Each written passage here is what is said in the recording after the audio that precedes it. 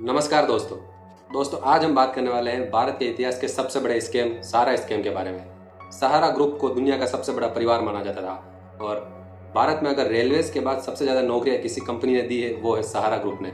दोस्तों आज हम इस वीडियो के माध्यम से जानेंगे कि कैसे भारत के सबसे बड़े समूह जिसको दुनिया का सबसे बड़ा परिवार कहा जाता था उसके ऊपर भारत की सबसे बड़ी लगाम लग गई, और साथ ही सुब्रता रॉय के जीवन के बारे में और सहारा समूह के बनने से लेकर अंत तक की पूरी कहानी इस वीडियो के माध्यम से जानेंगे।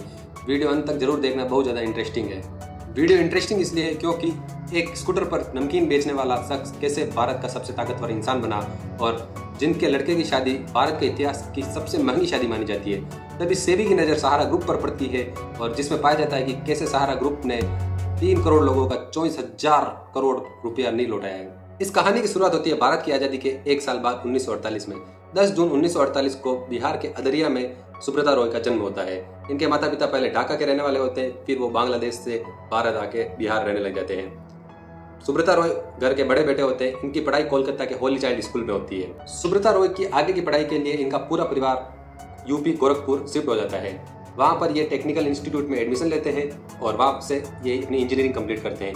इंजीनियरिंग कंप्लीट करने के बाद इनकी इच्छा होती है कि ये जॉब करें, लेकिन तभी इनके पिताजी जो कि एक शुगर मिल में काम करते थे उनकी अचानक से देहांत हो जाता है और घर की सारी रिस्पॉन्सिबिलिटी सुब्रता रॉय के ऊपर आ जाती है और वो जॉब नहीं कर पाते हैं और ये खुद ही अपने स्कूटर पर गोरखपुर में ही नमकीन बेचना स्टार्ट कर देते हैं और अपने इस प्रोडक्ट का नाम रखते हैं जया प्रोडक्ट्स। लेकिन ये प्रोडक्ट चलता नहीं है। 30 साल की उम्र तक इनकी शादी हो जाती है और इनकी बीवी का नाम होता है स्वप्ना रॉय। शादी के बाद इनकी बीवी के साथ इन्होंने बहुत सारे छोटे छोटे बिजनेस किए, लेकिन एक भी बिजनेस सक्सेसफुल नहीं हो पाता है। 1978 के अंत तक इनके दिमाग में एक आइडिया आता है और ये बिजनेस आइडिया इनकी जिंदगी बदलने वाला था। इन्होंने गोरखपुर में ही एक छोटे से ऑफिस में 2000 रुपए की लागत में एक कंपनी डाली। उस कंपनी का नाम था सहारा इंडिया। शुरुआत में इस कंपनी में सिर्फ 3 लोग काम करते थे। इस कंपनी की स्कीम ये होती है कि ये डेली वर्कर्स जैसे मजदूरी करने वाले, दिहाड़ी मजदूरी करने वाले, उन लोगों को बोलते हैं कि अगर आप दिन का जितना कमाते हैं उसका सिर्फ 10% भी आप हमें देते हैं तो कुछ ही दिन में हम आपको बहुत ज़्यादा इंटरेस्ट देंगे।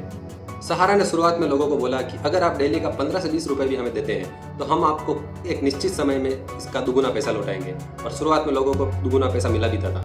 इसी से लोगों के अंदर सहारा ने विश्वास जीत लिया और जो लोग पहले 10 से 15 रुपये जमा करवाते थे अब 100 से 500 रुपये जमा करवाने लगे। शुरुआत में सहारा की ऐसी इमेज बनाई गई कि लोगों को ये बोला गया कि इस कंपनी का कोई मालिक नहीं है, और यहाँ तक कि कंपनी के मालिक सुब्रता रॉय ने भी अपने आप को वहाँ पर मैनेजिंग वर्कर के रूप में बताया और लोगों को यह बताया गया कि सहारा एक परिवार है और एक परिवार की तरह सभी काम करते हैं। 1980 से 1988 तक सहारा इंडिया बहुत ज़्यादा फेमस हो चुका था और बहुत तेज़ी से बढ़ रहा था। 1987 से 88 के अंदर तो लोगों को नौकरियां मिलने लगी। नौकरियां इस कॉन्सेप्ट पे दी जाती थी कि उनको रूरल एरिया में एजेंट बनाया जाता था और पहले एजेंट से इन्वेस्टमेंट करवाया जाता था और उनको कहा जाता था कि आप गाँव में जाओ और नए लोगों को सहारा से जोड़ो। सहारा इंडिया में 1990 तक हजारों एजेंट्स हो चुके थे और ज़्यादातर एजेंट्स की सैलरी नहीं होती थी। ये बस कंपनी के कमीशन बेस पर काम करते थे और सहारा में एक परिवार वाले कॉन्सेप्ट पर काम करते थे। 1990 आते आते सहारा में लाखों इन्वेस्टर्स हो चुके थे और ये एक सर्कल के जैसे काम करता था।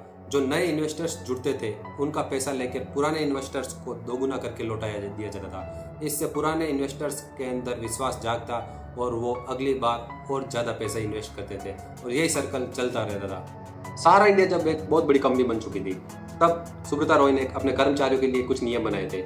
एक नियम यह था कि जब भी कर्मचारी एक दूसरे से मिलेंगे तो अपनी छाती पर हाथ रख के सहारा प्रणाम करेंगे और बोलेंगे गुड सहारा। और सहारा इंडिया के सुब्रता रॉय अपने आप को गरीबों का मसीहा मानते थे। दिसंबर 1993 आ चुका था और सहारा इंडिया ने अपना सबसे बड़ा इन्वेस्टमेंट किया। यह इन्वेस्टमेंट था सहारा एयरलाइंस और 1993 में 2 बोइंग एयरक्राफ्ट के साथ सहारा इंडिया ने पहली उड़ान भरी और सहारा इंडिया के दोनों बिजनेस चलने लगे। सन 1996 में सहारा पर पहली बार एक सवाल उठाया गया। सवाल उठाया लखनऊ के इनकम टैक्स डिपार्टमेंट के असिस्टेंट कमिश्नर प्रसन्नजीत सिंह ने। उन्होंने सहारा के कुछ डिपॉजिटर्स जो कि पॉलिटिशियन थे उनकी डिटेल्स मांगी, लेकिन सहारा कंपनी ने ये डिटेल्स देने के लिए मना कर दिया और ये बात मीडिया में भी नहीं आई और इस बात को मीडिया में भी दबा दिया गया। और साथ ही अगले ही दिन उन लोगों के नाम के साथ अखबार में कंपनी का प्रमोशन करने के लिए एक एड निकाल दिया जाता है। इस एड निकलने के कुछ दिन बाद ही इनकम टैक्स कमिश्नर का ट्रांसफ़र कर दिया जाता है, क्योंकि वो जिन लोगों का नाम अखबार में आता है वो बहुत बड़े नेता थे और साथ ही इस पूरी खबर को मीडिया में भी दबा दिया जाता है। दोस्तों वक्त बीतता जाता है और सन 2000 आ जाता है, जहाँ पहले सहारा के पास लाखों डिपॉजिटर्स हुआ करते थे, अब करोड़ों में डिपॉजिटर्स आने लगे और वहीं सहारा ने मीडिया के क्षेत्र में अपना कदम रखा और सहारा नेटवर्क ओपन किया। सहारा ने अपना टीवी चैनल सहारा न्यूज ओपन किया और साथ ही कई एंटरटेनमेंट चैनल भी ओपन किए। 2002 में सुब्रता रॉय ने लोगों का दिल जीतने वाला काम किया और इंडियन क्रिकेट टीम को स्पॉन्सर किया और अब भारतीय खिलाड़ियों की जर्सी के ऊपर सहारा का लोगो हुआ करता था। दिन बीतते गए सहारा ऊंचाइयों पर जाता गया। 2002 में सहारा में गड़बड़ होने लगी और अब सहारा लोगों को अलग अलग स्कीम्स में फंसाने लगा। लोगों को अलग अलग स्कीम्स बताने लगा कि अब आप इन स्कीम्स में पैसा लगाओ और आपका रिटर्न में 3 गुना 4 गुना पैसा वापस मिलेगा। और लोगों को उन्हीं लोगों को बताया जाता था जिनका पहला डिपॉजिट अब पकने वाला था या मैच्योर होने वाला था और लोग इन झांसे में फंसने भी लगे और पैसा लगाने भी लगे थे। सहारा 2003 तक 32,000 करोड़ रुपए की कंपनी बन चुकी थी और इस ग्रुप में 7 लाख लोग काम कर रहे थे। इसी के साथ 2003 में सहारा भारत की सबसे बड़ी कंपनी बन चुकी थी। सन 2004 में भारत के इतिहास की सबसे महंगी शादी होती है। सुब्रतो 2004 में अपने दोनों बेटों सीमंतो और सुशांतो की शादी करते हैं। यह शादी लखनऊ के सहारा ऑडिटोरियम में की जाती है।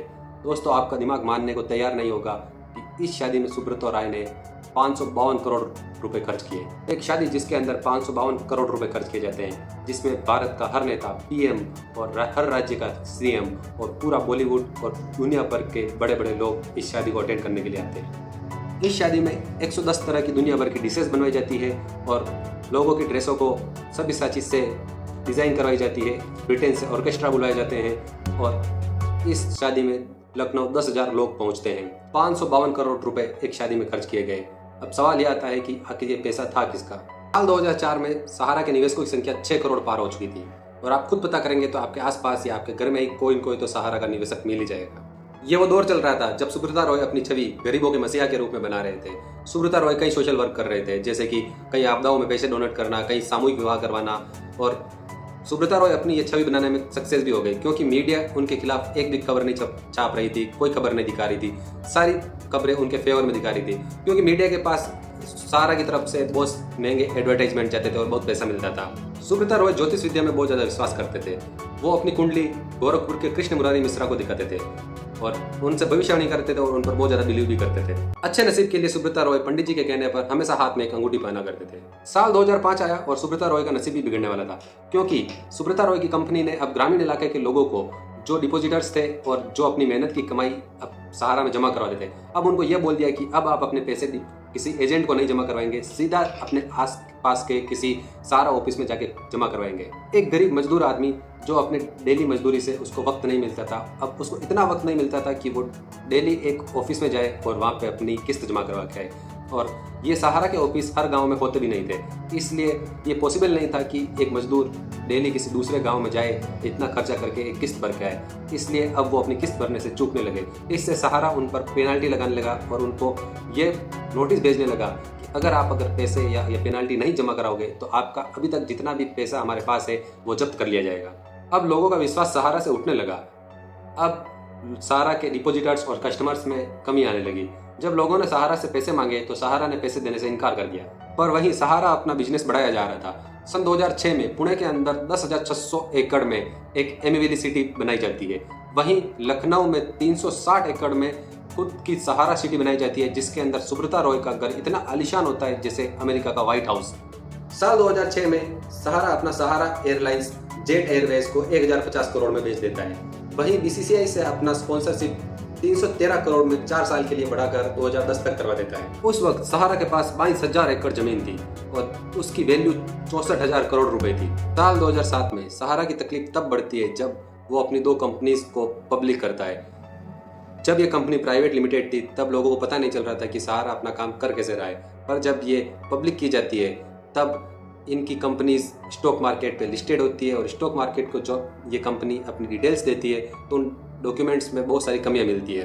इसी के चलते चलते 2 साल बाद सेबी की नज़र 9 सितंबर 2010 को सहारा के ऊपर पड़ती है और जनवरी 2010 में सेबी के पास सहारा के 2 इन्वेस्टर्स की कंप्लेन आती है और सेबी का शक सहारा के ऊपर गहरा जाता है। सेबी को लग जाता है कि सहारा गलत तरीके से काम कर रहा है। इस कंप्लेन के बाद यह मुद्दा मीडिया में आ जाता है तो सुब्रता रॉय को मुंबई सेबी ऑफिस बुलाया जाता है। इसके बाद सेबी ने अपना स्टेटमेंट मीडिया को दिया कि सहारा इंडिया ग्रुप बहुत गलत तरीके से काम कर रहा है। इनके पास कई इन्वेस्टर्स की डिटेल्स भी नहीं है, ना नाम पते सही है, ना इनका एड्रेस इनके पास है।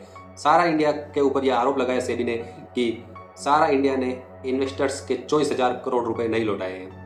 अब ये पूरा मामला सुप्रीम कोर्ट में चला जाता है और सुब्रता रॉय अपना बयान देते हैं कि ये हमारे सहारा परिवार का पर्सनल मैटर है, ये कोई पब्लिक मैटर नहीं है, हम इसे अपने खुद से सॉल्व कर लेंगे। जब ये मामला कोर्ट में लिस्टेड हुआ तो सेबी की तरफ से वकील थे अरविंद दातार और इनको लड़ना था सुब्रता रॉय की देश के बड़े बड़े वकीलों की फौज से। जब इतना बड़ा मामला देश और सुप्रीम कोर्ट में चल रहा था, वहीं उधर सुब्रता रॉय ने न्यूयॉर्क के मशहूर प्लाजा होटल और लंदन का ग्रोस वेमर हाउस होटल में एक कंट्रोलिंग स्टेक खरीद लिया था।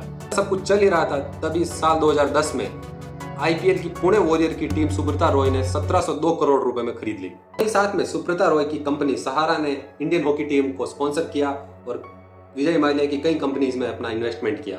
उधर सुप्रीम कोर्ट के अंदर सहारा पर इल्जाम लगा कि आपने 2900 ब्रांचों के थ्रू 10 लाख एजेंट्स के द्वारा 3 करोड़ लोगों के 24,000 करोड़ रुपए लिए लेकिन वापस नहीं लौटाए। 2 साल बाद 31 अगस्त 2012 को फाइनली सुप्रीम कोर्ट ने आदेश दिया कि सहारा को 24,000 करोड़ रुपए पूरे पैसे वापस लौटाने पड़ेंगे। अब सुब्रता रॉय स्टेटमेंट देते हैं कि उन्होंने 20,000 करोड़ रुपए केस में लोगों को लौटा दिए हैं। इस बात पर ना तो कोर्ट ने विश्वास किया, ना सेबी ने विश्वास किया, ना लोगों को इस बात पर विश्वास आ रहा था, क्योंकि कोई कुछ ही मंथ के अंदर 20,000 करोड़ रुपए केस में कैसे लौटा सकता है। ना तो लोगों के पास पैसे आए और ना ही सहारा के पास कोई प्रूफ था। अब सुब्रता रॉय ने कुछ ऐसा किया जिससे पूरा देश चौंक गया, पूरा देश हैरान हो गया। सुब्रता रॉय ने सेबी को चुनौती देते हुए 127 ट्रकों में 31,600 अलग अलग बॉक्सेस में 3 करोड़ एप्लीकेशन फॉर्म और 2 करोड़ वाउचर्स भर के सेबी मुंबई की तरफ रवाना कर दिए। जब ये ट्रक्स मुंबई पहुंचे तो मुंबई में ट्रैफिक लग गया और सहारा का यह प्लान था कि सेबी को इन एप्लीकेशंस को जांचते जांचते सालों लग जाएंगे। अब सहारा ने 12 सितंबर 2012 को एक स्टेटमेंट दिया। सहारा ने स्टेटमेंट दिया कि हम ओरिजिनल डॉक्यूमेंट्स नहीं दे सकते।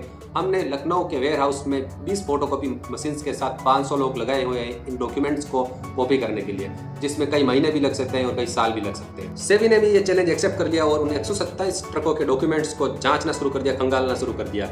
उन ट्रकों में हजारों डॉक्यूमेंट्स ऐसे पाए, हजारों एप्लीकेशंस ऐसे पाए जो लोग एग्जिस्ट ही नहीं करते, मौजूद ही नहीं है इस दुनिया में। 20,000 लोगों को सेबी ने लेटर्स लिखे, जिसमें से सिर्फ और सिर्फ 68 लोगों का रिप्लाई आया और 8,000 लेटर्स वापस सेबी ऑफिस में आ गए, क्योंकि उन एड्रेसेस पर ऐसा कोई शख्स मौजूद ही नहीं था, रहता ही नहीं था। अब ये सवाल खड़ा हो गया था कि जब सहारा के पास इतने इन्वेस्टर है ही नहीं, तो सहारा के पास इतना पैसा आ कहां से रहा था? क्या ये बड़े लोगों का काला धन था? इसी बीच सुब्रता रॉय अलग अलग न्यूज चैनल्स पर इंटरव्यू दे रहे थे और अपने 10 लाख कर्मचारियों को एक साथ इकट्ठा करके राष्ट्रगान गाकर अपनी ताकत दिखाई। लेकिन ये चीजें काम करी नहीं और 2013 में इंडियन क्रिकेट टीम की स्पॉन्सरशिप सहारा से खत्म हो जाती है। 2013 तक सुब्रता रॉय सुप्रीम कोर्ट की एक भी पेशी में नहीं पहुंचते हैं।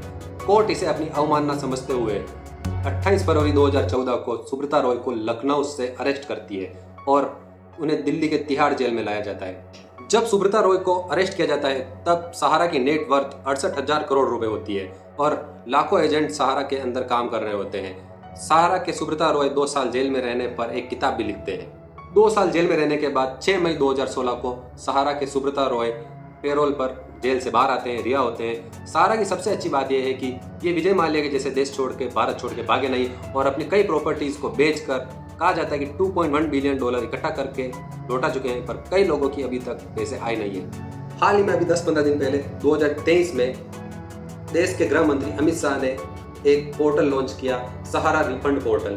आपको बस इस पे जाना है और लॉगिन करना है और अपने डॉक्यूमेंट वेरीफाई कराने हैं और अगर आप एलिजिबल होंगे तो आपको आपका पैसा मिल जाएगा। कहा जा रहा है कि जिन लोगों का इतने सालों से पैसा फंसा हुआ है अब इस पोर्टल के माध्यम से मिल सकेगा।